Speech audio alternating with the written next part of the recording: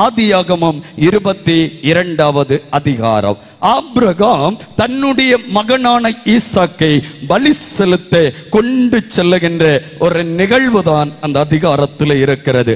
ஒருவேளை பல செய்திகள் இதிலிருந்து நாம் கேட்டிருக்கலாம், நாம் சிந்தித்திருக்கலாம், நாம் தியானித்திருக்கலாம். ஆனால் எந்த நாளில், எந்த நற்செய்தி பெருவிழாவில் ஆண்டவர் நம்முடைய ஆத்மீக வாழ்வுக்காக, நம்முடைய குடும்ப வாழ்வுக்காக இந்த திருமறை பகுதியிலிருந்து பல உண்மைகளை நமக்கு கற்றுத் தருவதற்கு ஆண்டவர் சித்தம் கொண்டவராக இருக்கிறார். சோதனையை சாதனையாக்கிய ஆபிரகாம். உலக வாழ்க்கை என்பது பாடுகள் நிறைந்த வாழ்க்கை, கஷ்டங்கள் நிறைந்த வாழ்க்கை, துன்பங்கள் நிறைந்த வாழ்க்கை, துயரங்கள் நிறைந்த வாழ்க்கை. உலக வாழ்க்கையிலே உங்களுக்கு பாடுகள் உண்டு என்று சொல்லிதான் ஆண்டவர் சொன்னார். உலக வாழ்க்கை என்று ஒன்று இருக்கின்ற வரையிலும் புயல்களும் அலைகளும் கொந்தளிப்புகளும் தத்தளிப்புகளும் பிரச்சனைகளும் இயல்பானவைகளாகத்தான் இருக்கிறது.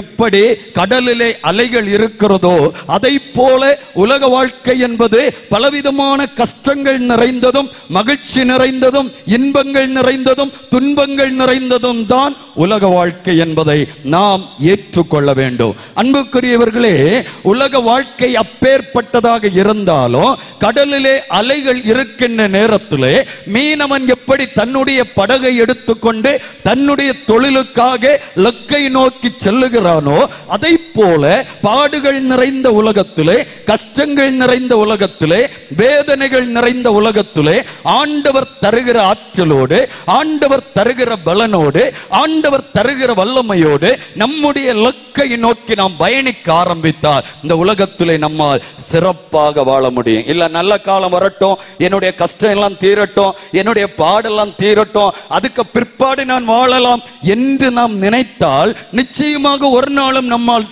சிறப்பாய் இந்த உலகத்திலே வாழ முடியாது. ஆண்டவர் நம்மை முடங்கி போவதற்கல்ல, முன்னேறி செல்வதற்குரிய ஆற்றலை தருவதற்கு ஆவல் நிறைந்தவராய் இருக்கிறார். ஆபிரகாம் தன்னுடைய வாழ்வின் சோதனைகள் நிறைந்த சூழ்நிலைமையை எப்படி சாதனையாய் மாற்றினார் என்பதை நாம் சிந்தித்து நம்முடைய வாழ்வையிலும் சாதனை நிறைந்த வாழ்வாக நாம் மாற்ற வேண்டும் என்பதற்காகத்தான் இந்த 2ஆம் நாள் நற்செய்தி கூட்டம் நமக்காக ஏற்பாடு செய்யப்பட்டிருக்கிறது. இந்த அனுபவத்தை நாம் பெற்றுக் கொள்ளும்படியாய் ஆண்டவர் இந்த இடத்திலே நம்மை அழைத்து வந்திருக்கிறார். அல்லேலூயா. ஆபிரகாம் சோதனையை எப்படி சாதனையாய் மாற்றினார் என்றால், முதலிலே ஆபிரகாம் செய்த காரியம், ஆபிரகாம் தன்னை படைத்த ஆண்டவருக்கு, தன்னை படைத்த கடவுளுக்கு எப்பொழுதும் பதில் சொல்லக்கூடியவராக காணப்பட்டார், பதில் கொடுக்கக்கூடியவராக காணப்பட்டார், ஆண்டவருக்கு பதில் சொல்லும் ஆபிரகாமாக காணப்பட்டார். அன்பு சபை மக்களே, இந்த செய்தியை கேட்கிற ஆண்டவருக்கு பிரியமான பிள்ளைகளே, நாமும் சோதனையை சாதனையாய் மாற்ற வேண்டுமானால் we are answerable to our God.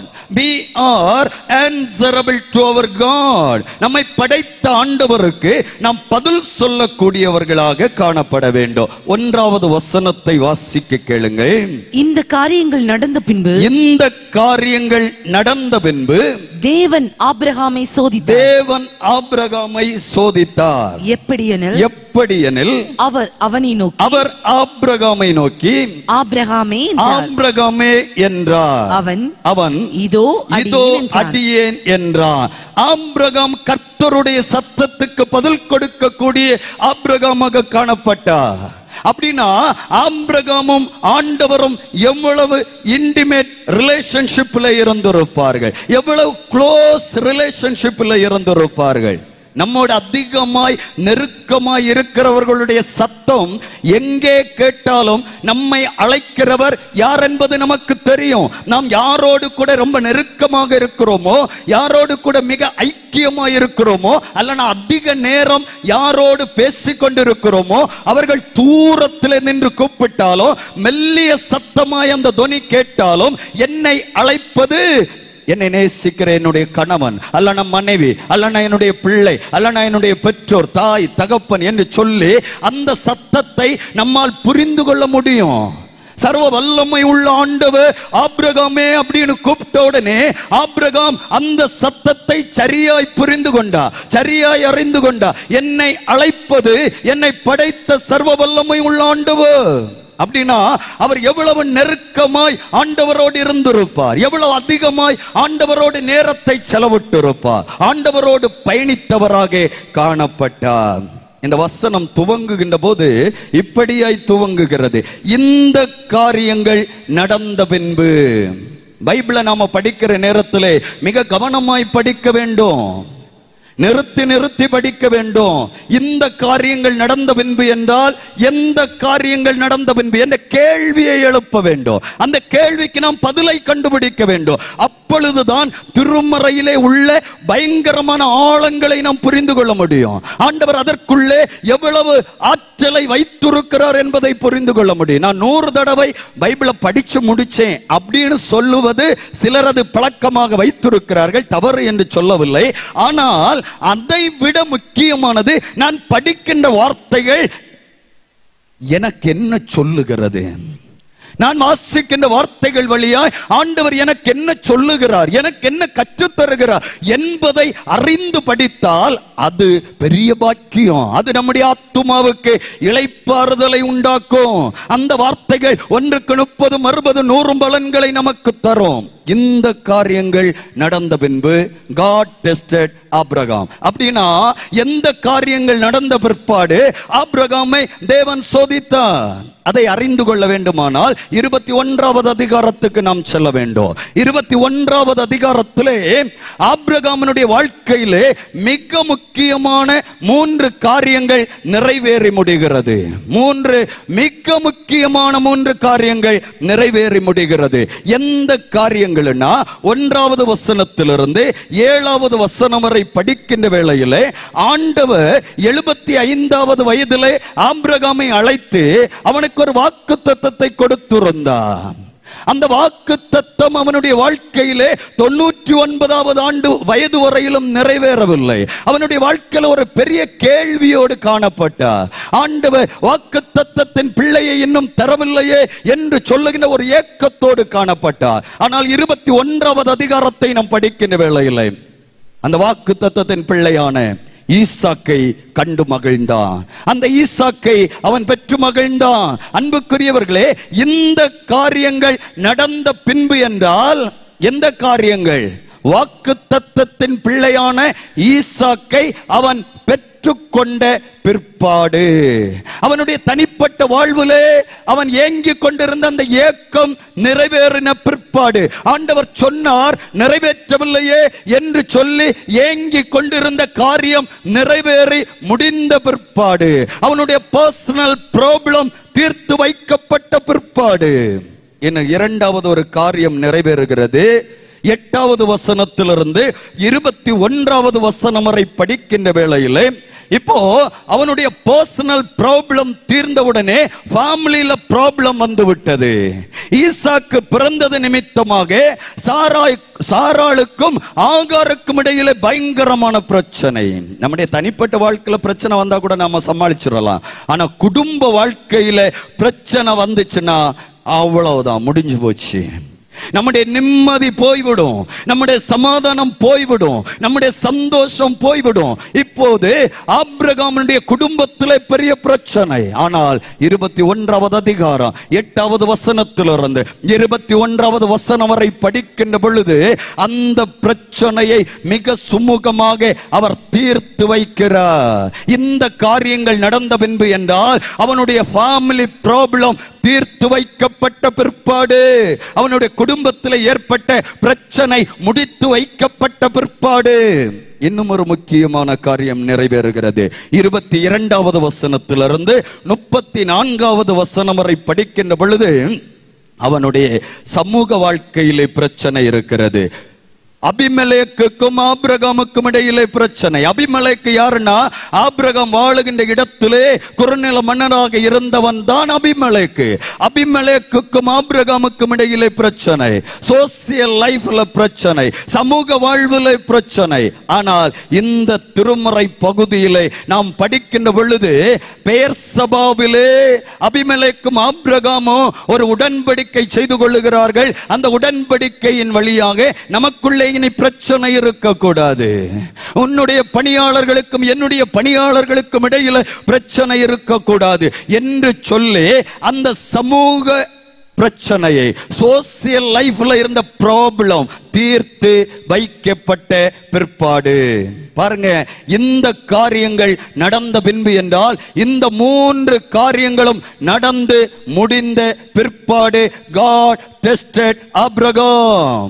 இப்ப கொஞ்சம் பெருமூச்செல்லாம் விட்டுட்டு, இனிதான் என் மனைவி என் பிள்ளையோட நான் சந்தோஷமா வாழணும் அப்படின்னு சொல்லி நிம்மதியா தன்னுடைய வாழ்வை வாழ ஆரம்பித்த வேளையிலே கர்த்தர் ஆபிரகாமை சோதித்தார்.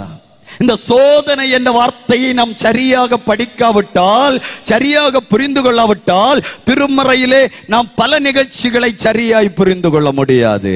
நாம யூஸ் பண்ணக்கூடிய இந்த பவர் டிரான்ஸ்லேஷன் தமிழ் மொழிபெயர்ப்பிலே ஆண்டவர் அனுமதிக்கக்கூடிய சோதனையும் சோதனை என்றுதான் சொல்லப்பட்டிருக்கிறது. சத்துருவான சாத்தான் தருகின்ற சோதனையும் சோதனை என்ற வார்த்தை தான் இங்கே பயன்படுத்தப்பட்டிருக்கிறது. வேற டிரான்ஸ்லேஷன்ல படிச்சோம்னா, அல்லனா ஆங்கில மொழிபெயர்ப்புல படிச்சோம்னா, நம்முடைய ஒரிஜினல் மொழியாகிய எபிரேய மொழியில படிச்சோம்னா அந்த பிரச்சனை கிடையாது. அன்புக்குரியவர்களே, ஆண்டவர் நம்மை சோதிப்பது நம்முடைய நன்மைக்காக. அது பரீட்சை, அது நம்முடைய உயர்வுக்காக. 10ஆம் வகுப்பு தேர்வு எழுதினாதான் 11ஆம் வகுப்புக்கு போக முடியும். 12ஆம் வகுப்பு தேர்வு எழுதினாதான் கல்லூரிக்கு போக முடியும். அது நம்முடைய வாழ்வுக்கு தேவை. இந்த பரீட்சை தேவை. அதுதான் ஆண்டவர் நமக்கு அனுமதிப்பது. அது நம்முடைய உயர்வுக்கானது, நம்முடைய மேன்மைக்கானது, நம்முடைய மகிழ்ச்சிக்கானது, நம்முடைய ஆசீர்வாதத்துக்கானது. ஆனால் சாத்தான் தருகின்ற சோதனை அழிவுக்குரியது. அது நம்மை அழித்து போடக்கூடியது. ஆங்கில திருமறையிலே அழகான 2 வார்த்தைகள் பயன்படுத்தப்பட்டிருக்கிறது. God tested Abraham. இங்கே பயன்படுத்தப்பட்டிருக்கிற வார்த்தை டெஸ்ட், அது பரீட்சை. ஆனால் சாத்தான் தருகின்ற சோதனையை குறிப்பதற்கு டெம்டேஷன் என்ற வார்த்தை பயன்படுத்தப்பட்டிருக்கிறது. ஆகவே நீங்க பைபிளை படிக்கிற நேரத்தில் இந்த சோதனை என்ற வார்த்தை வருகின்ற போது அது கர்த்தரால் அனுமதிக்கப்படுகின்ற சோதனையா, இல்லை சத்துருவான சாத்தானால் வருகின்ற சோதனையா என்பதை புரிந்து படிக்காவிட்டால் திருமறையின் ஆழங்களை நம்மால் கற்றுக்கொள்ளவோ அறிந்து கொள்ளவோ முடியாது. அன்புக்குரியவர்களே, கர்த்தர் ஆபிரகாமை டெஸ்ட் பண்ணினார், பரிசோதித்தார், சோதித்து பார்த்தார். அவனுடைய சோதனை என்ன என்று சொல்லி அடுத்த வசனம் சொல்லுகிறது. வாசிங்கள். அப்பொழுது கர்த்தர் உன் புத்திரனும் உன் ஏகசுதனும் உன் நேசகுமாரனுமாகிய ஈசாக்கை நீ இப்பொழுது அழைத்துக் கொண்டு மோரியா தேசத்துக்கு போய் அங்கே நான் உனக்கு குறிக்கும் மலைகள் ஒன்றின் மேல் அவனை தகன பலியாக பலியிடு என்றார். இந்த வசனத்தை பல நேரத்திலே கிறிஸ்தவர்களாகிய நாம் சரியாய் புரிந்து கொள்ளாத ஒரு வசனம், தவறாய் புரிந்திருக்கின்ற ஒரு வசனம். அன்புக்குரியவர்களே, ஆராதனைக்கான அழைப்பு, ஒரு ஆராதனைக்கான அழைப்பு தான் அவனுடைய சோதனை. அவனுடைய பரீட்சை என்பது ஒரு ஆராதனைக்கான அழைப்பு. பழைய ஏற்பாட்டின் காலத்திலே ஆராதனைன்னா என்னது? பலி செலுத்துவது. பலி செலுத்துவதுதான் பழைய ஏற்பாட்டின்படி ஆராதனை. ஆனால் இங்கே சொல்லப்பட்டிருக்கிற அவன் செய்ய வேண்டும் என்று ஆண்டவரால் விதிக்கப்படுகின்ற ஆராதனை கொஞ்சம் கடினமான ஆராதனை. ஆராதனைக்கான அழைப்பு, பலி செலுத்த வேண்டும். 5வது வசனத்தை படிக்கின்ற வேளையிலே இது ஆராதனைக்கான அழைப்பு தான் என்பதை நம்மால் புரிந்து கொள்ள முடியும். 5வது வசனத்தை வாசிங்கள். அப்பொழுது ஆபிரகாம் தன் வேலைக்காரரை நோக்கி, நீங்கள் கழுதையை நிறுத்தி இங்கே காத்திருங்கள். காத்துருங்கள், நானும் பிள்ளையாண்டானும் அவ்விடம் மட்டும் போய் ஆராதனை செய்துவிட்டு தொழுதுவிட்டு உங்களிடத்திற்கு திரும்பி வருவோம் என்றான். ஆபிரகாமுக்கு கொடுக்கப்பட்ட பரீட்சை, ஆபிரகாமுக்கு கொடுக்கப்பட்ட சோதனை, ஒரு ஆராதனைக்கான அழைப்பு. நம்முடைய ஆண்டவர் நரபலியை விரும்புகிற தேவன் அல்ல. ஒருபோதும் தவறாய் புரிந்துவிடக் கூடாது. ஆண்டவர் ஆபிரகாமுக்கு கொடுத்த பிள்ளையை நரபலியாக கேட்கிறாரே என்று சொல்லி நாம் ஒருபோதும் இந்த வசனத்தை தவறாய் புரிந்து கொள்ளக் கூடாது. லேவியராகமம் 20வது அதிகாரத்தை நாம் படிக்கின்ற வேளையிலே நரபலி இடுகின்ற அந்நிய தேவர்களுக்கெல்லாம் நரபலி இடுகின்ற மக்களை கூட நம்முடைய சர்வ வல்லமை உள்ள ஆண்டவர் வன்மையாக கண்டிக்கிறார். ஆண்டவரால் படைக்கப்பட்ட பிள்ளைகள் நரபலிக்குரிய பிள்ளைகள் அல்ல. அப்படின்னா ஏன் ஆபிரகாமினிடத்திலே நீ நேசிக்கிற உன்னுடைய ஏகசுதன், நான் தந்த உன்னுடைய புத்திரனை எனக்காக பலியிடு என்று சொல்லி ஆண்டவர் ஏன் இந்த இடத்திலே கேட்டார்? Very important question. இந்த இடத்திலே அதை நாம் சரியாய் புரிந்து கொள்ள வேண்டும். இதுவரையிலும் ஆண்டவரோடு கூட நேரத்தை செலவிட்டவன், இதுவரையிலும் ஆண்டவரோடு கூட நடந்தவன், இதுவரையிலும் ஆண்டவருக்கும் அவனுக்கும் இடையில எந்த ஒரு உறவு விரிசலும் இல்லை. அந்த அளவுக்கு இன்டிமேட் ரிலேஷன்ஷிப்ல இருந்தவன், க்ளோஸ் இன்டிமேட் ரிலேஷன்ஷிப்ல இருந்தவன்.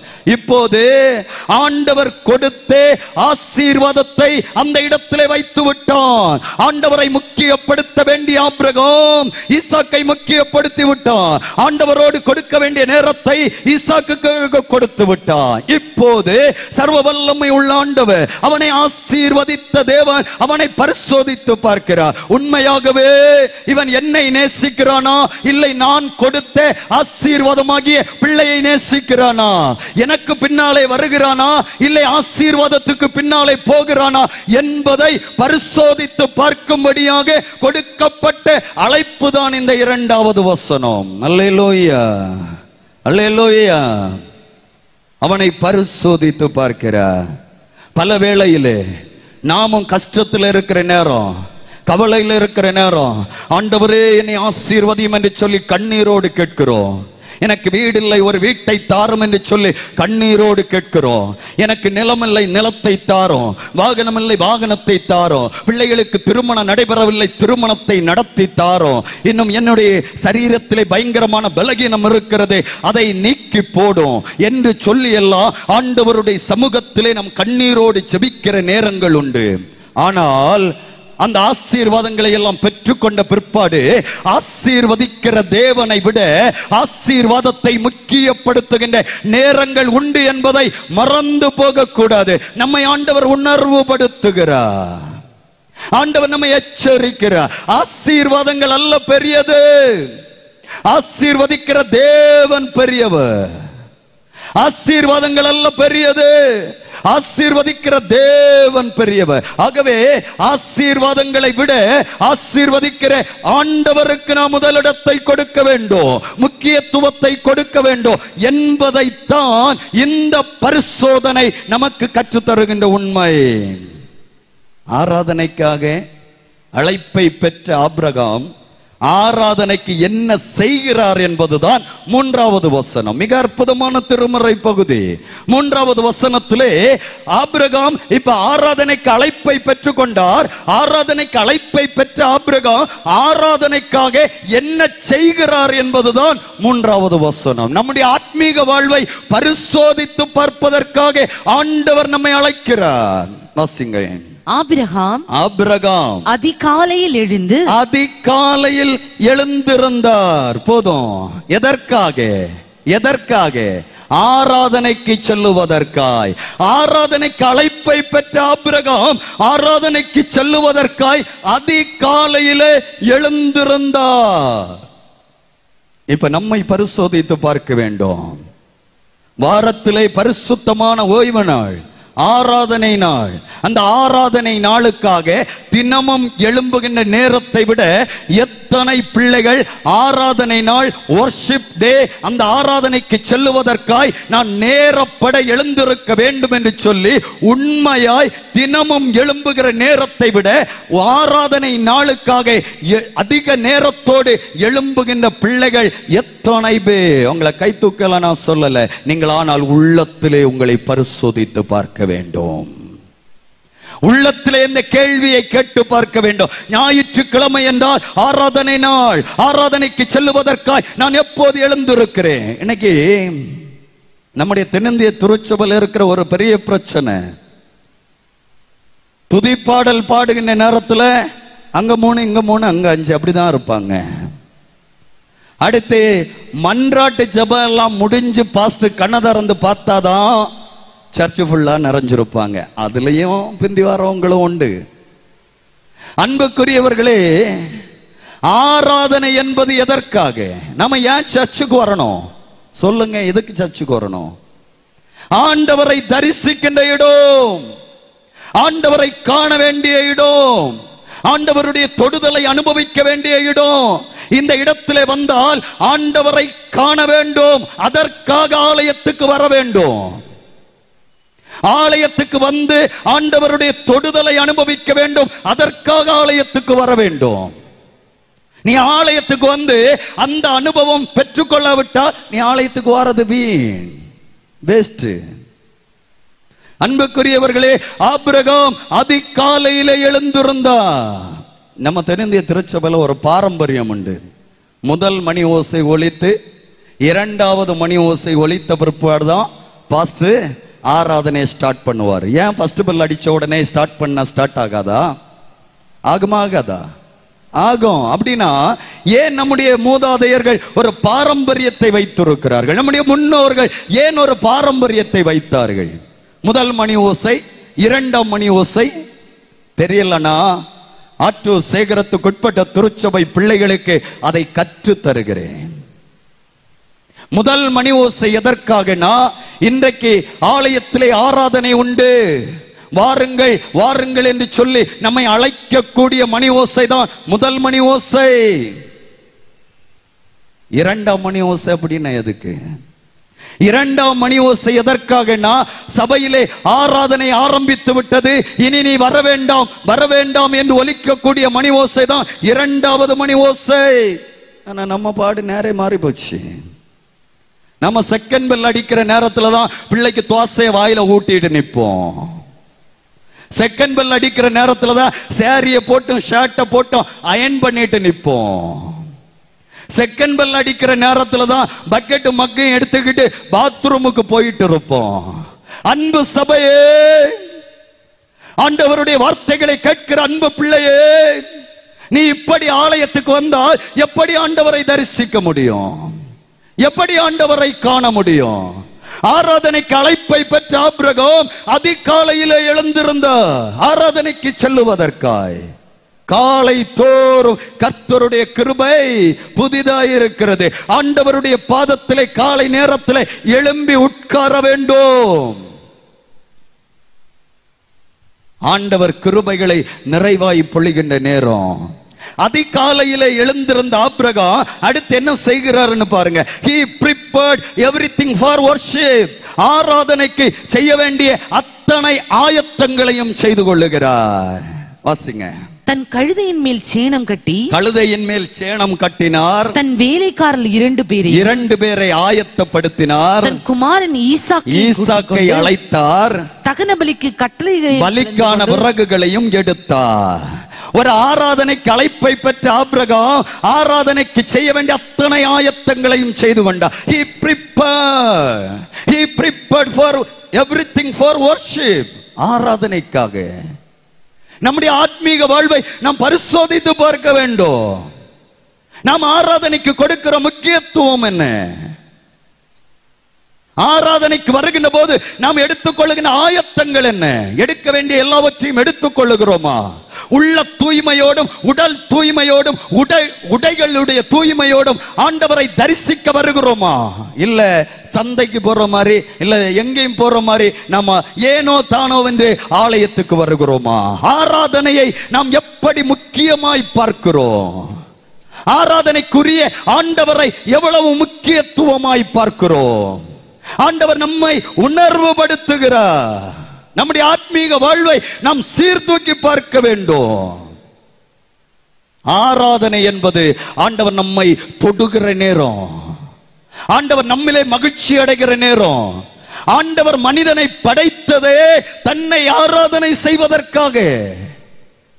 ஆராதனை ஒருபோது நாம் மிஸ் பண்ணக்கூடாது. ஆராதனை உதாசீனப்படுத்த கூடாது. ஆராதனையிலே மகிழ்ச்சி அடைகின்ற தேவன் நம்முடைய ஆண்டவர். ஆராதனையினூடாய் தம்மை வெளிப்படுத்துகிற ஆண்டவர் நம்முடைய ஆண்டவர். நம்மை ஆசீர்வதிக்கிற ஆண்டவர் நம்முடைய ஆண்டவர். அடுத்து வாசிங்க, அடுத்த வசனம். தேவன் தனக்கு குறித்த இடத்திற்கு போனார். ஆராதனைக்காக ஆண்டவர் சொன்ன இடத்திற்கு ஆபிரகாம் போனார். இந்த இடம் என்பது ஆண்டவரை ஆராதனை செய்வதற்காக கத்த தந்த இடம். ஒருவேளை இப்போது நாம் சேகர ஐக்கிய நற்செய்தி பெருவிழாவாய் கூடியிருக்கிறபடினா நமக்கென்று ஆண்டவர் ஆராதனைக்கு இடம் தந்திருக்கிறார். அந்த இடத்துக்கு நாம் ஆராதனைக்காக போக வேண்டும். அப்படின்னா ஆலயம் எவ்வளவு முக்கியமானது. இந்த ஆலயத்துக்கு நாம் கொடுக்கிற மரியாதை என்ன? இந்த ஆலயத்தை நாம் எப்படி நேசிக்கிறோம்? இந்த இடத்தை நாம் பரிசுத்தமாய் பாதுகாக்கிறோமா? பரிசுத்தமாய் இந்த இடத்தை காண்கிறோமா?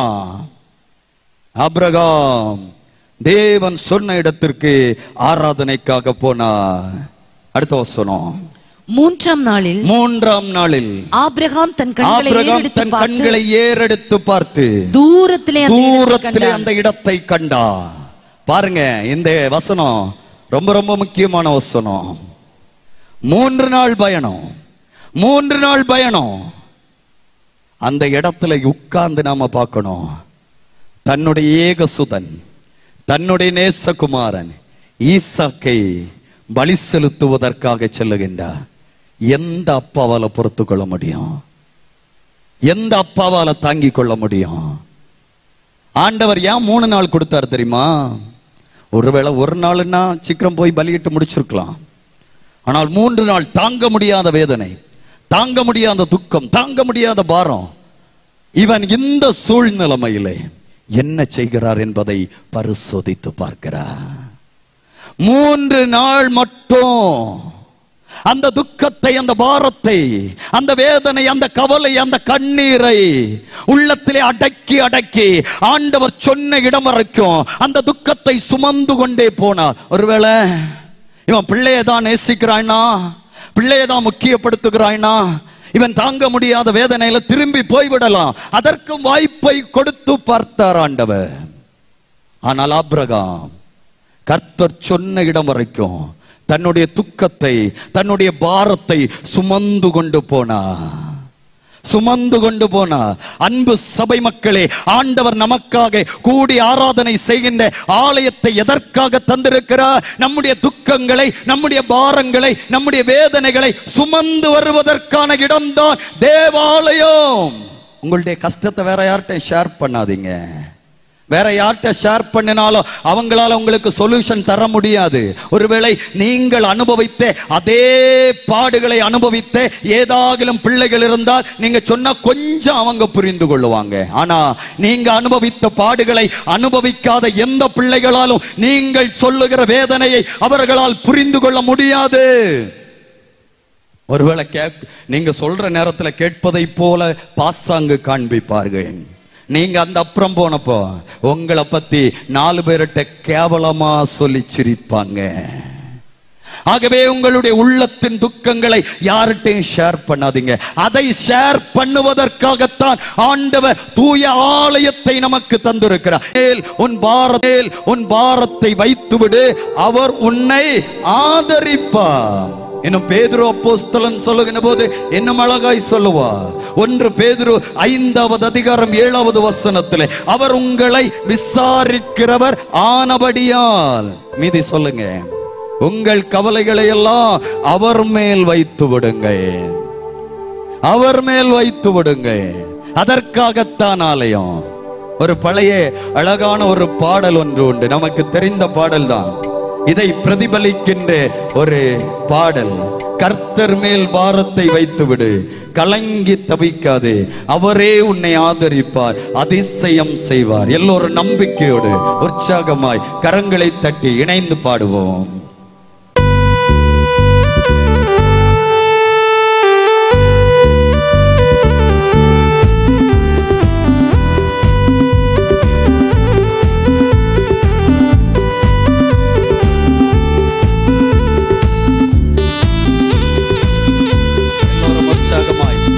நம்பிக்கையோடு இணைந்து கரங்களை தட்டி பாடுவோம்.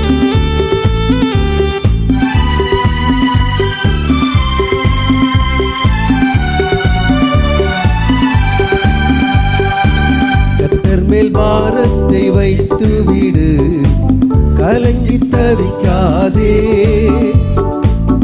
அவரே உன்னை ஆதரிப்பார், அதிசயம் செய்வார்.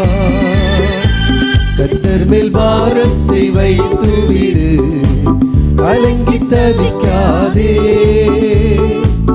அவரே உன்னை ஆதரிப்பார், அதிசயம் செய்வார். நீதிமான் தள்ளாட விட மாட்டார், நீதிமான் தள்ளாட விட மாட்டார், நித்தமும் காத்து நடத்திடுவார். நீதிமான் தள்ளாட விட மாட்டார், நித்தமும் காத்து நடத்திடுவார். கர்த்தர் மேல் பாரத்தை வைத்து விடு, கலங்கி தவிக்காதே, அவரே உன்னை ஆதரிப்பார், அதிசயம் செய்வார். நம்மை காக்கும் தேவனவர், நம்மை காக்கும் தேவனவர், நமது நிழலாய் இருக்கின்றவர். நம்மை காக்கும் தேவனவர், நமது நிழலாய் இருக்கின்றவர். கர்த்தர் மேல் பாரத்தை வைத்து விடு, கலங்கி தவிக்காதே, அவரே உன்னை ஆதரிப்பார், அதிசயம் செய்வார். தகப்பனும் தாயும் கைவிட்டாலும், தகப்பனும் தாயும் கைவிட்டாலும், அவரே நம்மை அழைத்துக் கொள்வார். தகப்பனும் தாயும் கைவிட்டாலும், அவரே நம்மை அழைத்துக் கொள்வார். கர்த்தர் மேல் பாரத்தை வைத்து விடு, கலங்கி தவிக்காதே, அவரே உன்னை ஆதரிப்பார், அதிசயம் செய்வார். வாழ்வை கர்த்தருக்கு ஒப்பு கொடுப்போம், வாழ்வை கர்த்தருக்கு ஒப்பு கொடுப்போம், அவரே எல்லாம் வாய்க்க செய்வார். வாழ்வை கர்த்தருக்கு ஒப்பு கொடுப்போம், அவரே எல்லாம் வாய்க்க செய்வார். கர்த்தர் மேல் பாரத்தை வைத்து விடு, கலங்கி தவிக்காதே, அவரே உன்னை ஆதரிப்பார், அதிசயம் செய்வார். அல்லேலூயா, அல்லேலூயா. முதல் பகுதியிலே நம்முடைய ஆத்மீக வாழ்வை பரிசோதித்து பார்க்கும்படியான உண்மைகளை ஆண்டவர் கற்று தந்தார். 2வது பகுதியிலே ஆபிரகாம் தன்னுடைய குடும்பத்திற்கு பதில் சொல்லக்கூடியவராய் காணப்பட்டார். எப்படி தேவனுக்கு பதில் சொல்லக்கூடிய ஆபிரகாமாக காணப்பட்டாரோ, அதை போல தன்னுடைய குடும்பத்திற்கு பதில் சொல்லக்கூடியவராய் காணப்பட்டார். நம்முடைய ஆத்மீக வாழ்வு முக்கியம், அதை போல நம்முடைய குடும்ப வாழ்க்கை முக்கியம். குடும்ப வாழ்வுக்கு நாம் பதில் சொல்ல வேண்டியவர்கள். we are answerable to our family. we are answerable to our family. அன்புக்குரியவர்களே, இங்கே ஆபிரகாம் ஒரு மாடல் ஃபாதராக காட்சி தருகின்றார். ஈசாக்கு ஒரு மாடல் சன்னாக காட்சி தருகின்றார். 6வது வசனத்தை படியுங்கள். ஆபிரகாம் தகன பலிக்கு கட்டைகளை எடுத்து தன் குமாரனாகிய ஈசாக்கின் மேல் வைத்து தன் கையிலே நெருப்பையும் கத்தியையும் எடுத்துக்கொண்டான். இருவரும் கூடி போனார்கள். அடுத்த வசனம். அப்பொழுது ஈசாக்கு தன் தகப்பனாகிய ஆபிரகாமை நோக்கி என் தகப்பனே என்றான். அதற்கு ஆபிரகாம் என் மகனே இதோ இருக்கிறேன் என்றார். எப்படி சர்வ வல்லமை உள்ள தேவனுடைய சத்தத்திற்கு ஆபிரகாம் பதில் கொடுத்தாரோ அதே வண்ணமாய் தன்னுடைய மகனுக்கும் பதில் கொடுத்த ஆபிரகாமாக காட்சி தருகின்றார். இருவரும் கூடி போனார்கள். they went together. இந்த நிகழ்ச்சி நடைபெறுகின்ற போது ஆபிரகாம் சுமார் 116 வயது நிரம்பிய ஒரு வயோதிப தந்தை. ஈசாக்கு சுமார் 16 வயது நிரம்பிய ஒரு வாலிப மகன். 8வது வசனத்தை படிக்கிற வேளையிலே 8வது வசனமும் சொல்லுகிறது, அவர்கள் இருவரும் கூடி போனார்கள். they went together. அப்படின்னா ஒரு வயோதிப தந்தையினுடைய வேகத்துக்கு ஏற்றார் போல, ஒரு வயோதிப தந்தையினுடைய ஸ்பீடுக்கு ஏற்றார் போல தன்னுடைய ஸ்பீடை, தன்னுடைய வேகத்தை அட்ஜஸ்ட் பண்ணக்கூடிய ஒரு வாலிப மகன், ஒரு வாலிப மகனுடைய ஸ்பீடுக்கு ஏற்றார் போல, ஒரு வாலிப மகனுடைய வேகத்துக்கு ஏற்றார் போல தன்னுடைய வேகத்தை சரிப்படுத்தி கொண்ட ஒரு வயோதிப தந்தை. they went together. இருவரும் ஒன்றாய் கூடி போனார்கள். இந்த 2வது பகுதியிலிருந்து கர்த்தர் நம்முடைய குடும்ப வாழ்வை பரிசோதித்து பார்ப்பதற்காக நம்மை அழைக்கிறார்.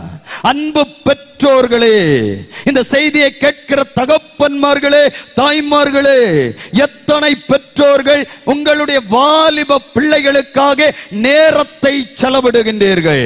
இன்னைக்கு பிள்ளைக்காக தான் நம்ம வாழ்றோம். பிள்ளை கேட்ட எல்லாம் வாங்கி கொடுக்கிறோம். ஆனால் எத்தனை பெற்றோர்கள் வாலிப மகனோடு வாலிப மகளோடு நேரத்தை செலவிடுகின்றீர்கள்? அவர்களுடைய வாழ்க்கையில் இருக்கிற கஷ்டங்கள் என்ன, துன்பங்கள் என்ன, துயரங்கள் என்ன, அவங்க படிக்க போற நேரத்தில், வேலை பார்க்க போற நேரத்தில் என்னெல்லாம் அனுபவிக்கிறார்கள், எந்தெந்த பாடுகளை அனுபவிக்கிறார்கள், அவைகளை கேட்பதற்கு இன்றைய பெற்றோர்களுக்கு நேரமில்லை. அன்பு பெற்றோர்களே, நம்முடைய குடும்ப வாழ்க்கை மிக மிக முக்கியமானது. பிள்ளைகளுக்காக நீங்கள் சம்பாதித்து கொண்டிருக்கிறீர்கள், அதுல எந்த பிரச்சனையும் இல்லை, நிறைய சம்பாதிக்கிறீங்க. ஆனா பிள்ளைகளுக்காக எத்தனை பெற்றோர்கள் நேரத்தை செலவிடுகின்றீர்கள்?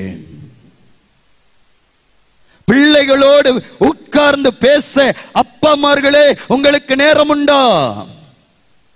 அம்மாமார்களே உங்களுக்கு நேரம் உண்டா? இன்னைக்கு நம்ம 3 பேர் வீட்டில் வாழ்ந்தா 3 பேரும் 3 உலகத்தில் இருக்கிறோம். நம்முடைய மூதாதையர்கள் பெரிய குடும்பத்தோடு இருந்தார்கள். 10 பிள்ளைங்க 15 பிள்ளைங்க இருந்தாங்க. ஆனா ஒன்னா உட்கார்ந்து சாப்பிட்டாங்க, ஒன்னா உட்கார்ந்து ஜெபம் பண்ணினாங்க, ஒன்னா உட்கார்ந்து ஆராதனை செய்தார்கள். அவர்களுடைய சந்ததிகளாகிய நாம் ஆசீர்வதிக்கப்பட்டோம். ஆனா இன்றைய பெற்றோர்களாகிய நமக்கு அந்த பக்தி இன்னைக்கு கிடையாது. ஒன்றாய் உட்கார்ந்து பாடி ஆராதனை செய்கிற எத்தனை குடும்பங்கள் இருக்கிறீர்கள்? ஒன்றா உட்கார்ந்து சாப்பிட கூட நேரம் இல்ல பாஸ்டர், எங்க உட்கார்ந்து ஆராதனை செய்ய? ஜெபம் இல்லாத வாழ்க்கை கிறிஸ்தவ வாழ்க்கை அல்ல. ஒன்னா உட்கார்ந்து பாடணும், ஒன்னா உட்கார்ந்து பைபிள் படிக்கணும், ஒன்னா உட்கார்ந்து ஜெபிக்கணும். எத்தனை குடும்பம் அதை செய்து கொண்டிருக்கிறீர்கள்? அந்த குடும்பங்கள் தலைக்கும்.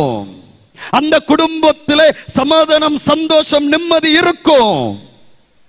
ஜெபம் இல்லாத இல்லத்தை கூரை இல்லாத இல்லத்துக்கு சமானம் சொல்லுவாங்க. கூரை இல்லாத வீட்டுல வெயில் அடிச்சா வரும், மழை அடிச்சா வரும், திருடர்கள் ஈஸியா வந்து இல்லத்தை கொள்ளையடித்து சென்று விடுவார்கள். அதை போல நம்முடைய குடும்ப வாழ்விலே ஜெபம் இல்லை என்று சொன்னால் சத்துருவான சாத்தான் ஈஸியாக நம்முடைய குடும்ப வாழ்க்கையிலே புகுந்து விடுவான். இருக்கிற நிம்மதியை கெடுத்து விடுவான், இருக்கிற சந்தோஷத்தை கெடுத்து விடுவான், இருக்கிற சமாதானத்தை கெடுத்து விடுவான். நம்முடைய குடும்ப வாழ்வு சிறக்காது. குடும்ப வாழ்க்கை மிக மிக முக்கியமானது.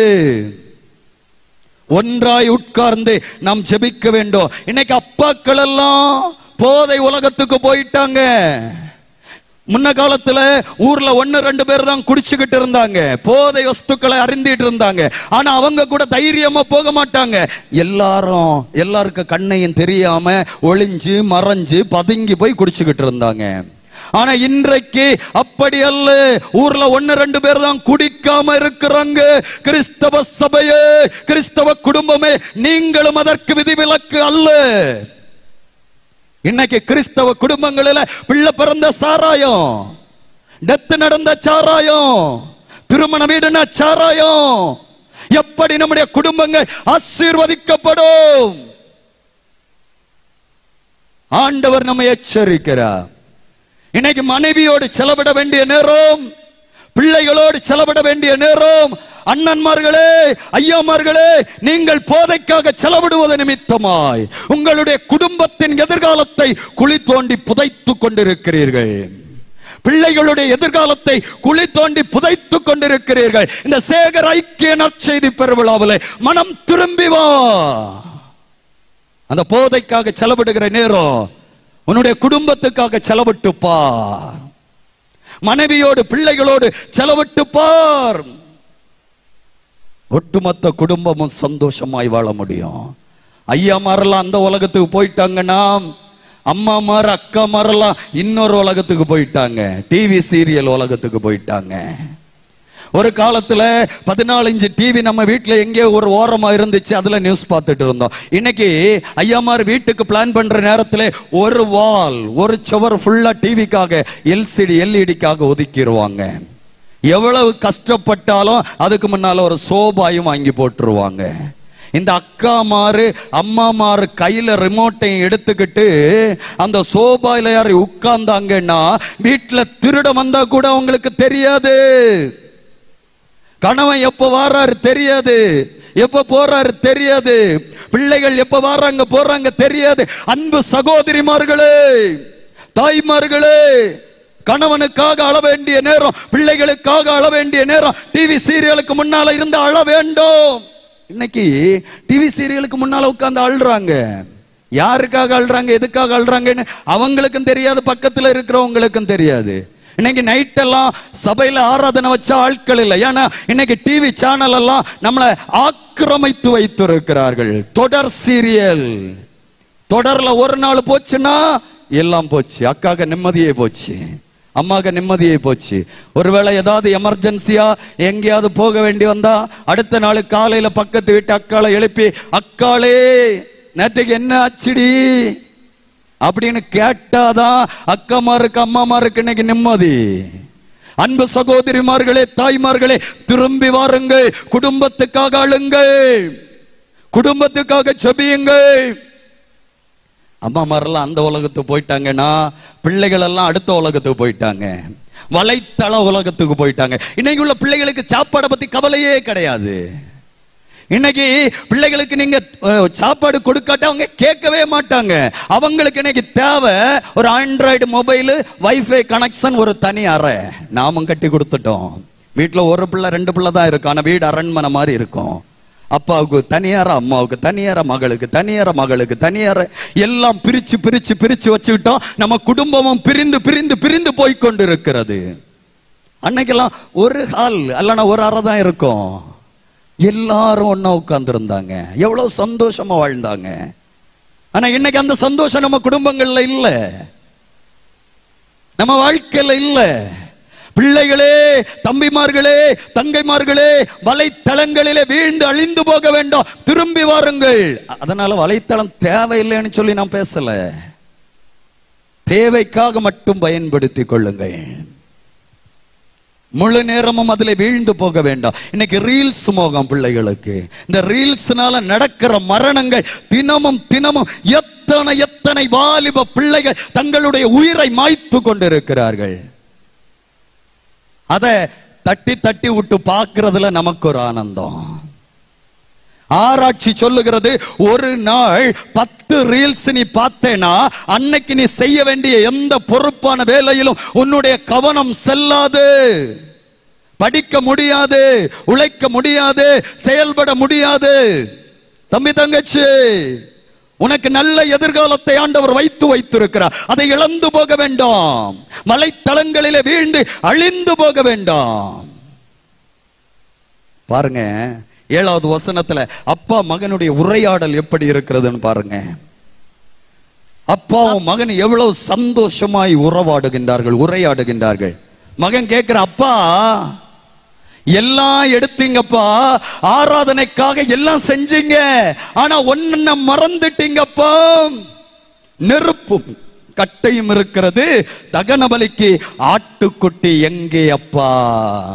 அப்படின்னா அப்பா எப்பொழுதெல்லாம் ஆராதனைக்கு போனாரோ அப்பொழுதெல்லாம் தன்னுடைய வாலிப மகனை அழைத்து கொண்டு போனார். ஆகவே வாலிப மகனுக்கு தெரிகிறது, ஆராதனைக்கு போகின்ற போது எவையெல்லாம் கொண்டு போக வேண்டும் என்பது தன்னுடைய மகனுக்கு தெரிகிறது. அதனாலதான் ஈசாக்கு கேட்கிறார், அப்பா எல்லாம் எடுத்தீங்கப்பா, ஒன்ன மறந்துட்டீங்க, ஆட்டுக்குட்டிய மறந்துட்டீங்கப்பா. அன்பு பிள்ளைகள், இன்னைக்கு அப்பா அம்மாட்ட பேசுறதுக்கு பிள்ளைகளுக்கு வார்த்தைகள் இல்ல. பிள்ளைகள் உயர்கல்விக்காக ஹாஸ்டல் எல்லாம் போயிட்டாங்கன்னா அப்பா அம்மா பேசுறதுக்கு பதில் மட்டும்தான் வரும். சாப்பிட்டியா? சாப்பிட்டேன். நல்லா இருக்கியா? நல்லா இருக்கிறேன். அதுக்கு மேல வார்த்தைகள் இன்னைக்கு பிள்ளைகளுக்கு வரல. ஆனா ஃப்ரெண்ட்ஸ் கிட்ட பேசினாங்கன்னா மணிக்கணக்கா பேசுவாங்க. அதுலயும் அப்பா அம்மா கொஞ்சம் படிக்காதவங்க, அவங்களோட பிள்ளைங்க படிச்சுக்கிட்டாங்கன்னா அப்பன் கிழமை அம்மா கிழவி. அன்பு தம்பி தங்கச்சி, உனக்காக ஓடாய் உழைக்கிற பெற்றோர்கள் அவங்க இல்லைன்னா நீ இல்ல. அவங்க நல்லா சாப்பிட்டாங்களா சாப்பிடலையா தெரியாது, நல்லா உடுத்துனாங்களா உடுக்கலையா தெரியாது. பிள்ளை பிள்ளை பிள்ளை பிள்ளை படிக்கணும், பிள்ளை உயரணும், பிள்ளை மேன்மையா இருக்கணும்னு சொல்லி உனக்காக ஓடாய் உழைக்கிற பெற்றோர்கள், அவர்களை நீ மதிக்க வேண்டும், கனப்படுத்த வேண்டும். நீ ஏறி வந்த யானையை மதிச்சுக்கிட்டு வாழலான்னு நினைச்சேன வாழ முடியாது. உனக்காக ஓடாய் உழைக்கிற பெற்றோர்களை விட்டு நீ வாழலான்னு நினைச்சேனா வாழ முடியாது. பிள்ளைகளே, நீங்கள் உங்கள் பெற்றோர்களுக்கு பதில் கொடுக்க வேண்டியவர்கள்.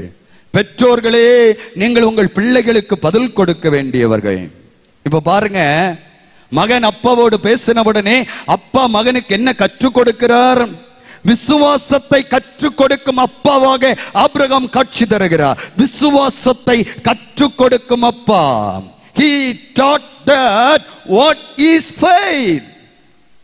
நம்பிக்கைனா என்ன, விசுவாசம்னா என்ன, தன்னுடைய மகனுக்கு கற்றுக் கொடுத்த அப்பா. வாசிங்க 8வது வசனம். அதற்கு ஆபிரகாம், என் மகனே, தேவன் தமக்கு தகன பலிக்கான ஆட்டுக்குட்டியை பார்த்துக் கொள்வார் என்றார். அப்புறம் இருவரும் கூடி போனார்கள். அன்புக்குரியவர்களே, ஆபிரகாம் எவ்வளவு அழகாய் மகனுக்கு விசுவாசத்தை கற்றுக் கொடுக்கிறார். மகனை பயப்படாத, கர்த்தர் பார்த்து கொள்ளுவார். அல்லேலூயா, அல்லேலூயா. கர்த்தர் பார்த்து கொள்ளுவார் மகனே. ஆண்டவராகிய இயேசு கிறிஸ்து யோவான் 11வது அதிகாரம் 40வது வசனத்திலே அழகாய் சொன்னார், நீ விசுவாசித்தால் தேவனுடைய மகிமையை காண்பாய். ஆனால் அதற்கு எத்தனையோ நூற்றாண்டுகளுக்கு முன்னதாக ஆபிரகாம் தன்னுடைய மகனுக்கு விசுவாசிக்க கற்றுக் கொடுத்த அப்பா. இருவரும் விசுவாசித்தார்கள், இருவரும் தேவனுடைய மகிமையை கண்டார்கள். இன்றைய பெற்றோர்களே, பாடுகள் வருகின்ற போது, கஷ்டங்கள் வருகின்ற போது உங்கள் வாயிலிருந்து வருகின்ற வார்த்தைகள் என்ன? நம்பிக்கைக்குரிய வார்த்தைகளை பேசுகிறீர்களா, இல்லை முறுமுறுப்பின் வார்த்தைகளை பேசுகிறீர்களா? பிள்ளைகளுக்கு நீங்கள் எதை கற்றுக் கொடுக்கிறீர்கள்? இன்னைக்குள்ள பிள்ளைகளை நம்ம சரியாய் வளர்த்தவில்லை. நம்மளெல்லாம், அதுல என்னோட பெரியவங்க எல்லாம் இங்க நிறைய இருக்கிறீங்க. நீங்க எல்லாம் உங்க பெற்றோர்களால் வளர்க்கப்பட்ட காலங்களை எல்லாம் நினைச்சு பார்த்தீங்கன்னா எவ்வளவு கண்டிப்போடு வளர்த்துனாங்க, எவ்வளவு திட்டி திட்டி வளர்த்துனாங்க, எவ்வளவு அடிச்சு அடிச்சு வளர்த்துனாங்க. ஆனா இன்னைக்கு ஒரு பிள்ளை, ரெண்டு பிள்ளை, தேனை, பாலை, செல்லமை, முத்தை, கண்ணை, மணியன்னு சொல்லி சொல்லி அடிக்காம அடிக்காம திட்டாம திட்டாம வளர்த்து வளர்த்து நம்ம பிள்ளைகளுக்கு கஷ்டத்தை தாங்கி கொள்ளும் மனம் இல்லை. சூழ்நிலைமைகள் மாறுகின்ற போது பிடிச்சு நிற்க வேண்டிய தைரியம் இல்லை. எதுக்கு எடுத்தாலும் சூசைட். இன்னைக்கு நம்முடைய கிறிஸ்தவ குடும்பங்கள் எல்லாம் கண்ணீர் விட்டு அள வேண்டிய ஒரு காரியம் டிவோர்ஸ். ஒரு 25 இயர்ஸ்க்கு முன்னால பாருங்க, எவ்வளவு கஷ்டம் வந்தாலும் எவ்வளவு பாடு வந்தாலும் தேவன் இணைத்த எங்கள் குடும்ப வாழ்க்கையை பிரிச்சிருங்கன்னு சொல்லி மனுஷன்ட்ட போய் நிக்கல. ஆனா இப்ப பாருங்க, கோர்ட்ல நடக்கிற 100 கேசுகளில் 80க்கும் அதிகமான கேசுகள், விவாகரத்து கேசுகள், கிறிஸ்தவ குடும்பத்தை சார்ந்த பிள்ளைகளுடைய கேசுகள். நம்ம கண்ணீர் விட்டு அழணும். நம்முடைய வாழ்க்கை எங்கே போய்கொண்டிருக்கிறது? பிள்ளைகளுக்கு நம்ம கற்றுக் கொடுக்க தவறிட்டோம். மகனுக்கு குடும்பம் என்னன்னு கற்றுக் கொடுக்க மறந்துட்டோம். மகளுக்கு குடும்ப வாழ்க்கை என்னன்னு கற்றுக் கொடுக்க மறந்துட்டோம். வாத்தியார திட்டுனா சூசைட் பண்றான். அப்பேற்பட்ட நிலையில என்ன பிள்ளைகள் இருக்கிறாங்க. காரணம் பெற்றோர்களே, நீங்கள் தான், நாம் தான். ஒரு காலத்துல நம்ம எல்லாம் ஸ்கூல்ல படிச்ச நேரம், ஸ்கூல்ல டீச்சர் அடிச்சாருன்னு சொல்லி வீட்டுல வந்து சொன்னோம்னா அடுத்த அடி நமக்கு வீட்டுல கிடைக்கும். ஏன்னா நீ ஏதோ தப்பு பண்ணின, அதனால தான் உன்னை அடிச்சாங்க. ஆனா இன்னைக்கு நம்ம பிள்ளைய டீச்சர் திட்டினாருன்னா அடிச்சாருன்னா நாம வரிஞ்சு கட்டிட்டு போய் ஸ்கூல்ல நிக்கிறோம். என் பிள்ளைய அடிக்கிறதுக்கு நீ யாரு? என் பிள்ளைய திட்டுறதுக்கு நீ யாரு? எவ்வளவு காலத்திலே வந்த மாற்றங்கள். அப்ப பிள்ளைகளை சரியாய் வளர்த்தாதது யாருடைய தவறு? பெற்றோர்களே நம்முடைய தவறு. பிள்ளைகள் கெட்டு போயிட்டாங்கன்னு சொல்றோம், அழுறோம். ஆனா விதைச்சது யாரு? நாம. பிள்ளைகள் நம்மை கவனிப்பதற்கு 100 காதுகளை வைத்திருக்கிறார்கள், நம்மை பார்ப்பதற்கு 100 கண்கள் வைத்திருக்கிறார்கள். நாம செய்யறது எல்லாமே பிள்ளைகளை பாதிக்கும். நாம பேசுறது எல்லாமே பிள்ளைகளை பாதிக்கும். நாம நினைக்கிறோம் பிள்ளை சின்ன பிள்ளை தானே, சர்ச்சை பத்தி தப்பு தப்பா பேசுவோம், டிக்கமார பத்தி தப்பு தப்பா பேசுவோம், சபை போதகர்களை பத்தி தப்பு தப்பா பேசுவோம், ஆலயத்தை பத்தி தப்பு தப்பா பேசுவோம். அப்படின்னா பிள்ளை வளர்ந்து வர நேரத்துல எப்படி ஆலயத்தை நேசிப்பான்? பாஸ்டர்னா இப்படிதான், டிக்கமாரனா இப்படிதான், சர்ச்சுனா இப்படிதான். விதை விதைத்தது யார்? நாம நினைக்கிறோம் பிள்ளைக்கு ஒன்றும் தெரியாது, பிள்ளை படிச்சுக்கிட்டு இருக்கிறான், இல்லைன்னா டிவி பார்த்துட்டு இருக்கிறான் அப்படின்னு சொல்லி நாம பேசுவோம், நாம செய்வோம். இதெல்லாம் பிள்ளையை பாதிக்கிறது. பிள்ளைகளுக்கு நாம் எதை கற்றுக் கொடுக்கிறோம்? ஆபிரகாம் விசுவாசத்தை கற்றுக் கொடுத்த அப்பாவாக காட்சி தந்தார். நம்ம நம்முடைய குடும்பத்தை எப்படி வைத்திருக்கிறோம்? நம்முடைய குடும்பம் நல்லதை கற்றுக்கொள்ளுகின்ற இடமாக நம்முடைய குடும்பத்தை வைத்திருக்கிறோமா? நம்முடைய இல்லத்தை வைத்திருக்கிறோமா? பரிசோதித்து பார்ப்போம். நேரம் அதிகமாகிறது, ஆகவே கொஞ்சம் வேகமாக போறேன். அடுத்த வசனம் 9வது வசனத்திலே, தேவன் அவனுக்கு சொல்லி இருந்த இடத்திற்கு வந்தார்கள். அப்பாவும் மகனும் அங்கே வந்தார்கள். தேவன் சொல்லிய இடத்திலே ஆபிரகாம் மட்டும் வரவில்லை, ஆபிரகாம் தன்னுடைய மகனோடு வந்தார். அன்பு தாயே, அன்பு தந்தையே, நீங்கள் ஆராதனைக்கு வருகின்ற போது உங்களுடைய வாலிப மகனை அழைத்து கொண்டு வர முடிகிறதா? வாலிப மகளை அழைத்து கொண்டு வர முடிகிறதா? குடும்பமாய் ஆலயத்திலே வந்து ஆராதனை செய்ய முடிகிறதா? தேவன் சொல்லிய இடத்திலே இருவரும் கூடி வந்தார்கள். அங்கே வந்தால் மட்டும்தான் ஆண்டவர் பலிக்காய் ஆயத்தப்படுத்தி இருக்கிற ஆட்டை கண்டுகொள்ள முடியும். அல்லேலூயா. ஒருவேளை அங்க வராம போயிருந்தாங்கன்னா, அங்க வராம பாதி வழியில போயிருந்தாயினா, அங்கே கொம்புகள் சிக்கி இருந்த ஆட்டை காண முடிந்திருக்காது. 13வது வசனம் வாசிங்க. ஆபிரகாம் தன் கண்களை ஏறெடுத்து பார்க்கும்போது இதோ பின்னாக புதரிலே தன் கொம்புகள் சிக்கிக் கொண்டிருந்த ஒரு ஆட்டுக்கடாவை கண்டான். அப்பொழுது ஆபிரகாம் போய் கடாவை பிடித்து அதை தன் குமாரனுக்கு பதிலாக தகன பலியிட்டான். ஆண்டவர் குறித்த இடம், கர்த்தர் நமக்காக யாவையும் செய்து முடிக்கும் இடம்.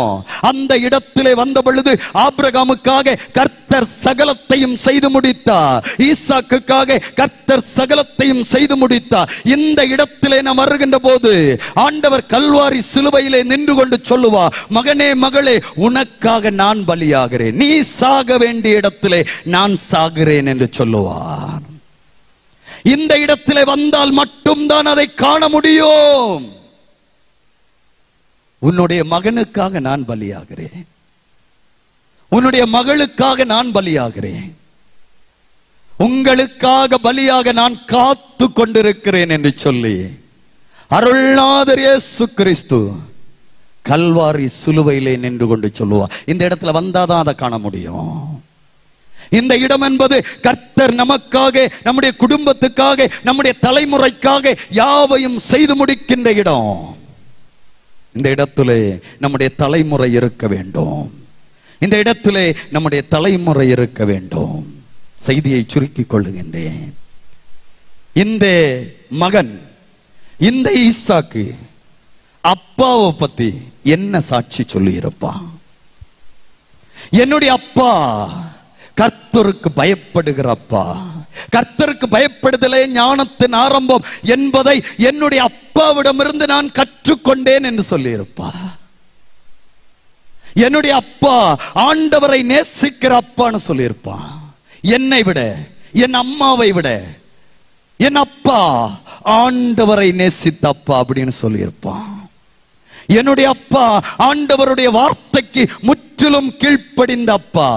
ஆண்டவருக்கு எப்படி கீழ்ப்படியணும்னு என் அப்பாவிடமிருந்து நான் கற்றுக்கொண்டேன் என்று சொல்லி இருப்பான். இன்னைக்கு கொஞ்சம் நம்முடைய குடும்பத்தை பரிசோதித்து பார்ப்போம். நம்முடைய பிள்ளைகள் நம்மை குறித்து என்ன சாட்சி சொல்லுவாங்க? என் அப்பா என் அம்மா தங்கமானவங்க, நான் கேட்டதெல்லாம் வாங்கி தந்தாங்க, எனக்காக அதை செஞ்சாங்க, எனக்காக இதை செஞ்சாங்க, அப்படியெல்லாம் ஒருவேளை சொல்லுவாங்க. ஆனால் எத்தனை பிள்ளைகள் என்னுடைய அப்பாவிடமிருந்து, என்னுடைய அம்மாவிடமிருந்து கர்த்தருக்கு பயப்படுகிற பயத்தை நான் கற்றுக்கொண்டேன், கர்த்தரை எப்படி நேசிக்க வேண்டும் என்பதை கற்றுக்கொண்டேன், கர்த்தருக்கு எப்படி கீழ்ப்படிய வேண்டும் என்பதை கற்றுக்கொண்டேன் அப்படின்னு எத்தனை பிள்ளைங்க சொல்லுவாங்க? அப்படி நம்முடைய பிள்ளைகள் சொன்னால், யூ ஆர் பிளஸட் பேரண்ட், நீங்கள் தான் இந்த உலகத்திலே ஆசீர்வதிக்கப்பட்ட பெற்றோர்கள். அல்லேலூயா. அன்புக்குரியவர்களே, ஆபிரகாம் தன்னை படைத்த ஆண்டவருக்கு பதில் சொல்லக்கூடிய ஆபிரகாமாக இருந்தான். தன்னுடைய குடும்பத்துக்கு பதில் சொல்லக்கூடிய ஆபிரகாமாக இருந்தான். ஆனபடியால் கர்த்தர் ஆபிரகாமுக்கு பதில் கொடுத்தார் என்பதுதான் இந்த நாள் படித்த கடைசி பகுதி. அன்பு சபையே, நாம் ஆண்டவருக்கு பதில் கொடுப்பதிலே, நம்முடைய ஆத்மீக வாழ்விலே சரியாயிருந்தால், நம்முடைய குடும்ப வாழ்விலே சரியாயிருந்தால், தேவன் நமக்கு பதில் கொடுப்பார். தேவன் நமக்கு பதில் கொடுப்பார். தேவன் ஆபிரகாமை நன்றாய் அறிந்து கொண்டார். தேவனுக்கு பயப்படுகிறவன் என்பதை அறிந்து கொண்டார், கீழ்ப்படுகிறவர் என்பதை அறிந்து கொண்டார். அறிந்து கொண்ட உடனே பதில் கொடுக்கிறார். எப்படி பதில் கொடுக்கிறார்? 11வது வசனம். அப்பொழுது கர்த்தருடைய தூதனானவர் வானத்திலிருந்து ஆபிரகாமே ஆபிரகாமே என்று கூப்பிட்டார். அவன் இதோ அடியேன் என்றார். அப்பொழுது 7 நபர்களைத்தான் ஆண்டவர் இப்படி வேக வேகமாக இரட்டை முறையிலே அழைத்தார். ஆபிரகாமை அழைத்தார், ஆபிரகாமே ஆபிரகாமே. யாக்கோபை அழைத்தார், யாக்கோபே யாக்கோபே. மோசே அழைத்தார், மோசே மோசே. சாமுவேலை அழைத்தார், சாமுவேலே சாமுவேலே. இப்படி 4 நபர்களை பழைய ஏற்பாட்டிலே அழைத்தார், 3 நபர்களை புதிய ஏற்பாட்டிலே அழைத்தார். சீமோனே சீமோனே, மார்த்தாளே மார்த்தாளே, சவுலே சவுலே. இந்த 7 நபர்களையும் தான் இப்படி இருமுறை வேகமாக ஆண்டவர் அழைத்த மனிதர்கள். அழைத்து என்ன சொல்லுகிறார்? 12வது வசனம். அப்பொழுது அவர் பிள்ளையாண்டான் மேல் போடாதே, உன் கையை போடாதே, அவனுக்கு ஒன்றும் செய்யாதே, அவனுக்கு நீ ஒன்றும் செய்யாதே. நீ அவனை உன் புத்திரன் என்றும் உன் ஏக சுதன் என்றும் பாராமல் எனக்காக ஒப்பு கொடுத்தபடியினால் நீ தேவனுக்கு பயப்படுகிறவன் என்று இப்பொழுது அறிந்திருக்கிறேன். உனக்கு நான் வைத்த பரீட்சையிலே நீ பாஸ் பண்ணி விட்டாய். உன்னுடைய டெஸ்டிலே நீ பாஸ் பண்ணி விட்டாய். உனக்கு வைத்த சோதனையை சாதனையாக மாற்றி விட்டாய். ஆகவே உன்னை நான் ஆசீர்வதிப்பேன் என்று சொல்லி 16, 17, 18 வசனத்திலே ஆண்டவர் கொடுக்கிற இட்டர்னல் பிளெஸிங்ஸை அங்கே சொல்லுகிறார். அந்த 3 வசனத்தையும் வாசித்து நாம் செய்தியை நிறைவு செய்வோம்.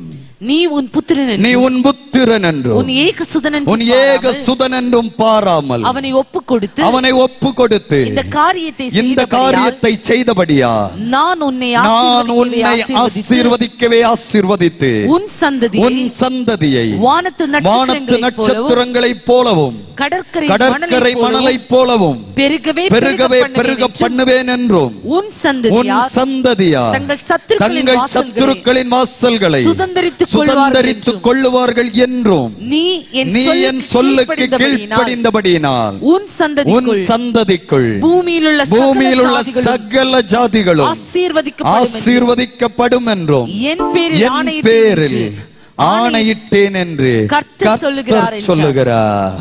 அன்புக்குரியவர்களே, ஆண்டவர் நம்மை ஆசீர்வதிக்க விரும்புகிறார். நம் மூலமாக நம்முடைய குடும்பம் ஆசீர்வதிக்கப்பட வேண்டும். நம்முடைய குடும்பத்தின் வழியாக இந்த சபையை ஆசீர்வதிக்க விரும்புகிறார்.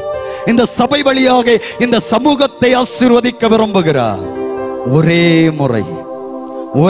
முறை கொஞ்ச நாள் வாழுகின்ற வாழ்க்கை சீக்கிரமாய் நம்முடைய வாழ்க்கை முடிந்து போக போகிறது. எத்தனை காலம் வாழுகிறோம் என்று சொல்லி நமக்கு தெரியாது. வாழுகின்ற அத்தனை காலமும் நாம் எல்லோருக்கும் பயனுள்ளவர்களாக வாழ வேண்டும். That is real blessed life. நாம் மட்டும் வாழ்வதல்ல வாழ்க்கை. ஆபிரகாமை ஆசீர்வதித்த தேவன் ஆபிரகாமுடைய குடும்பத்தை ஆசீர்வதித்தார். குடும்பத்தை ஆசீர்வதித்த தேவன் சமூகத்தை ஆசீர்வதித்தார்.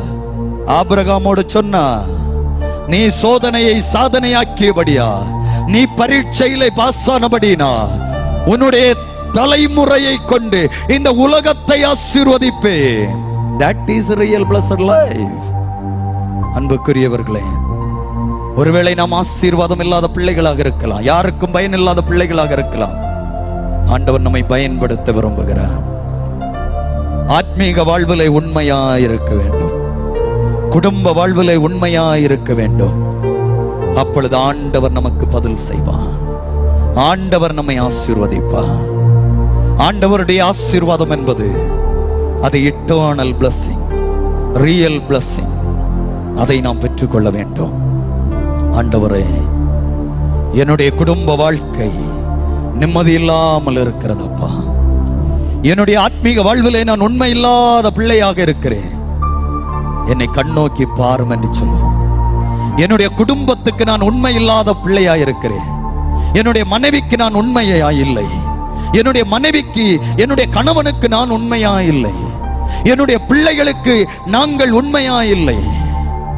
எங்களுடைய பெற்றோர்களுக்கு நாங்கள் உண்மையா இல்லை என்பதையெல்லாம் உணர்ந்து ஆண்டவருடைய சமூகத்திலே கண்ணீரோடு ஜெபித்தால் இந்த 2ஆம் நாள் நற்செய்தி கூட்டத்திலே கர்த்தர் உங்களை ஆசீர்வதிப்பார். நீங்கள் அனுபவிக்க முடியும். நீங்கள் தெய்வீக மகிழ்ச்சியை அனுபவிக்க முடியும். ஆண்டவருடைய தொடுதலை அனுபவிக்க முடியும். ஆண்டவர் ஜீவிக்கிறவர், நம்ம மத்தியிலே பிரசன்னராயிருக்கிறார். ஒருவேளை நீங்கள் நினைக்கலாம், ஆண்டவரே, என்னுடைய குடும்ப வாழ்வினாலே நான் துக்கப்படுகிறேன் அப்பா, வேதனைப்படுகிறேன். என்னுடைய படுக்கையை கண்ணீரால் நனைத்துக் கொண்டிருக்கிறேன் ஆண்டவர். யாருக்கும் தெரியாமல் நான் அழுது கொண்டிருக்கிறேன். என்னுடைய பிள்ளைகளுக்காக அழுகிறேன். என்னுடைய பெற்றோர்களுக்காக அழுகிறேன். என்னுடைய கணவன் மனம் திரும்ப மாட்டானா என்று சொல்லி அழுது கொண்டிருக்கிறேன். என்னுடைய மனைவிக்காக அழுகிறேன் அப்படின்னு சொல்லி உள்ள உடைஞ்சு போயிருக்கிறீங்கன்னா உள்ள நொறுங்கி போயிருக்கிறீங்கன்னா உங்களுக்காக ஆண்டவர் இறங்கி வந்திருக்கிறார். உங்களுக்காக கர்த்தர் இரக்கம் செய்கிறார். உங்களுடைய வாழ்வை கர்த்தர் ஆசீர்வதிக்க போகிறார். உங்கள் துக்கம் சந்தோஷமாய் மாறும் என்று சொல்லுகிறார். உங்கள் கவலைகள் கண்ணீர் எல்லாம் மறைந்து விடும் என்று சொல்லுகிறார். கலங்காதே மகனே, கலங்காதே மகளே என்று சொல்லுகிறார். யார் உன்னை கைவிட்டாலும் நான் உன்னை கைவிட மாட்டேன் என்று சொல்லுகிறார். ஒருவேளை எல்லாராலும் கைவிடப்பட்ட பிள்ளைகளாக நீங்கள் இருக்கலாம், எல்லாராலும் ஒதுக்கப்பட்ட பிள்ளைகளாக இருக்கலாம், புறம் தள்ளப்பட்ட பிள்ளைகளாக இருக்கலாம். உங்களை தேடி ஆண்டவர் வந்திருக்கிறார். உங்களை ஆசீர்வதிக்க போகிறார். நீங்கள் பட்ட பாடுகள் போதும் என்று சொல்லுகிறார். நீங்கள் வடித்த கண்ணீர் போதும் என்று சொல்லுகிறார். நீங்கள் குழந்தை பாக்கியத்துக்காக ஏங்கி கொண்டிருந்த ஆண்டவர் அந்த பாக்கியத்தை தருவதற்கு சித்தமுடைய ஆண்டவராய் இறங்கி வந்திருக்கிறார். உங்களுடைய வாழ்விலே தடைப்பட்டு போன ஆசீர்வாதங்கள், தடைப்பட்டு போன நன்மைகள் எல்லாவற்றையும் திரும்பவும் தருவதற்கு ஆற்றல் நிறைந்த ஆண்டவராயிருக்கிறார். ஆத்மீக வாழ்விலே நாம் உண்மையா இருக்க வேண்டும். குடும்ப வாழ்விலே உண்மையா இருக்க வேண்டும். ஆண்டவரே, அந்த பாக்கியத்தை எனக்கு தாரும் என்று சொல்லி ஆண்டவருடைய சமூகத்தில் முடிந்தவர்கள் எல்லோரும் எழுந்து நின்று செபிப்போம். முடியாதவர்கள் உட்கார்ந்து செபியுங்கள். ஆனால் எல்லோரும் இந்த நேரத்தை ஆண்டவருடைய சமூகத்தில் ஜபிக்கிற நேரமாக நாம் செலவிட வேண்டும். எல்லோரும் ஆண்டவருடைய சமூகத்தில் ஜப நேரமாக இந்த நேரத்தை செலவிடுங்கள். ஆண்டவர் நம்மை காண்கிற நேரம், ஆண்டவர் நம்மை தொடுகிற நேரம், ஆண்டவர் நம்மை ஆசீர்வதிக்கிற நேரம். கடந்ததை நினைத்து கலங்காதே, நடந்ததை மறந்துவிடு. கர்த்தர் புதிய காரியங்களை செய்ய போகிறார். இன்றே நீங்கள் அதை காண போகிறீர்கள். தனிப்பட்ட வாழ்விலே, குடும்ப வாழ்விலே, ஆத்மீக வாழ்விலே கர்த்தர் இருக்கிற பிரச்சனைகளை எல்லாம் தீர்த்து போட போகிறார். நொறுங்குண்ட இதயத்தை தேற்றுகிறார்.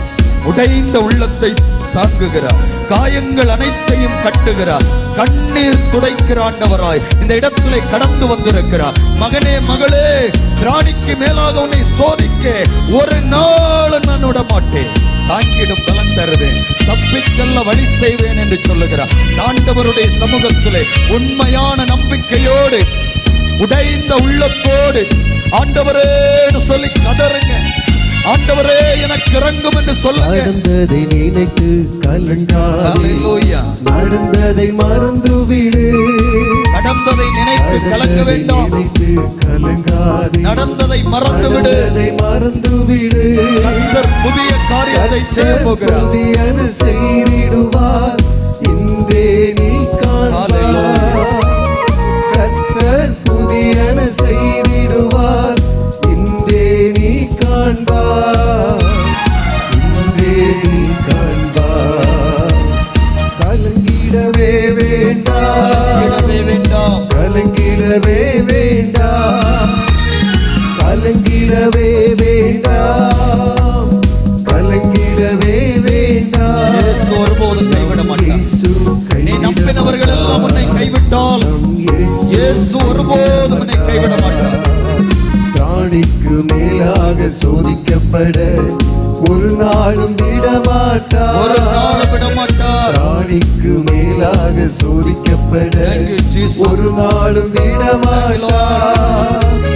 தாங்கிடும் பலம் தருவார். தப்பி செல்ல வழி செய்வார். தாங்கிடும் பலம் தருவார். தப்பி செல்ல வழி செய்வார். நீ தப்பி செல்ல வழி செய்வார். கலங்கிடவே வேண்டாம், செல்ல வழி கலங்கிடவே வேண்டாம் என்று சொல்லுகிறார். கலங்கிடவே வேண்டாம், கலங்கிடவே வேண்டாம், கலங்கிடவே வேண்டாம், கலங்கிடவே வேண்டாம். நம் இயேசு கைவிட மாட்டார்.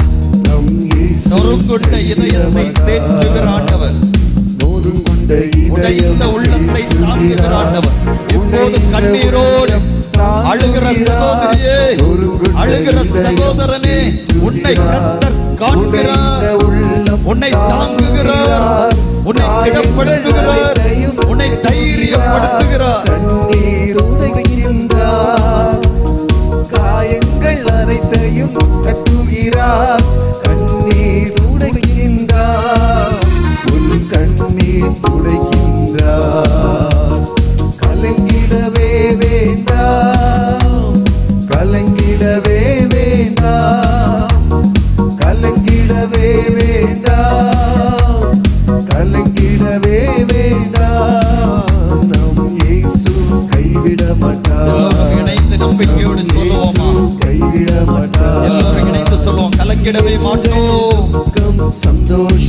எங்கள் துக்கம் சந்தோஷமாய் மாறும். எங்கள் கவலைகள் எல்லாரும் நம்பிக்கையோடு சொல்லுங்க. மறைந்துவிடும்.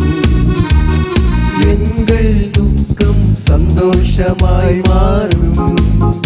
எங்கள் கவலைகள் கண்ணீர் எல்லாம் மறைந்துவிடும். கலங்கிடவே மாட்டோம், கலங்கிடவே மாட்டோம், கலங்கிடவே மாட்டோம், கலங்கிடவே மாட்டோம், நாங்கள் கலங்கிடவே மாட்டோம். எங்கள் இயேசு நம்மை கைவிடுகிற தேவன் அல்ல. எங்கள் இயேசு கைவிட அடைக்கலமானவராய், பலனானவராய், அனுகூலமான துணைவராய் அநேக பிள்ளைகளை ஆண்டவர் தொட்டு கொண்டிருக்கிறார். உதவி செய்யும் கண்மலையாய், ஒத்தாசை வரும் பர்வதமாய் ஆண்டவர் அநேக பிள்ளைகளோடு செயல்பட்டு கொண்டிருக்கிறார். ஆண்டவருக்கு நன்றி சொல்லுங்க. ஆண்டவர் அநேக பிள்ளைகளுடைய உள்ளத்திலே தெய்வீக மகிழ்ச்சியை தந்து கொண்டிருக்கிறார். அனுபவிங்க. அதை எல்லா பிள்ளைகளும் அனுபவிக்கத்தக்க வண்ணமாய் ஆண்டவருடைய சமூகத்திலே செபியுங்கள்.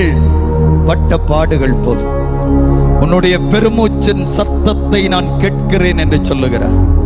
இஸ்ரவேல் ஜனங்களுடைய பெருமூச்சின் சத்தத்தை கேட்ட ஆண்டவர் இந்த வேளையில் ஆண்டவருடைய சமூகத்திலே கண்ணீரோடு செபிக்கிற அத்தனை பிள்ளைகளுடைய ஜெபத்தையும் பெருமூச்சின் சத்தங்களையும் ஆண்டவர் கேட்டிருக்கிறார். உள்ளம் கரங்களிலே உன்னை நான் வரைந்திருக்கிறேன் என்று சொல்லுகிறார். நான் உன்னை அறியும் ஆண்டவர் என்று சொல்லுகிறார். யார் உன்னை அறியாமல் போனாலும் நான் உன்னை அறிகிறேன் என்று சொல்லுகிறார். நான் உன்னை காண்கிற தேவன் என்று சொல்லுகிறார். ஆண்டவருக்கு நன்றி சொல்லி செபிப்போம். ஆண்டவரை ஸ்தோத்தரிப்போம். இந்த 2ஆம் நாள் கூடுகையிலும் ஆண்டவர் வார்த்தைகளினால் நம்மோடு செயல்பட்டதற்காக, ஆண்டவர் தம்முடைய வல்லமையை வெளிப்படுத்தினதற்காக ஆண்டவருக்கு நன்றி சொல்லுவோம். தொடர்ந்து பரிசுத்தமான ஓய்வு நாள் காலை தொழுகையிலும் நாளைய தினத்திலே மாலை பொழுதிலே நடைபெறுகின்ற நற்செய்தி கூடுகையிலும் ஆண்டவர் என்னை அழைத்து வர வேண்டும் என்று சொல்லி செபிப்போம். இன்னும் அநேக பிள்ளைகளை ஆண்டவர் அழைத்து வர வேண்டும் என்று சொல்லி செபிப்போம். நாம் பெற்ற இந்த அனுபவத்தை அநேக பிள்ளைகள் பெற வேண்டும் என்று சொல்லி ஆண்டவருடைய சமூகத்திலே மன்றாடுவோம்.